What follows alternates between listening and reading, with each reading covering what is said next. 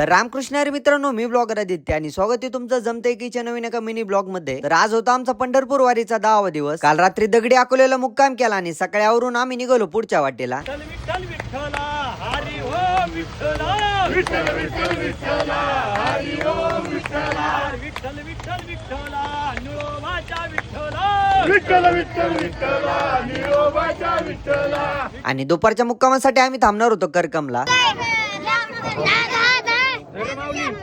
आणि आज करकमच्या अलीकडे निवृत्ती महाराजांचा रिंगण सोहळा पण होणार होता, पण रिंगण सोहळ्याला अजून वेळ लागणार होता, त्यामुळे आम्ही लगेच निघालो। मग दुपारच्या जेवणासाठी आम्ही थांबलो करकमच्या कनकंबा देवीच्या मंदिरात। इथे आल्यानंतर कनकंबा देवीचं दर्शन घेतलं, त्यानंतर सर्वांना वाढलं आणि त्यानंतर घेतलं जेवण करून। तिथे जेवण करून आम्ही आलो संध्याकाळच्या मुक्कामाच्या ठिकाणी भोसे पाट्याला। इथे संध्याकाळी महाराजांचं कीर्तन झालं। आता आमचं दुपारीच बोलणं झालं की एक वारकरी बाबा वयाची जवळपास 60-70 वर्ष असतील त्यांची, पण चांगली आनंदाने उड्या मारत चालले होते विना घेऊन।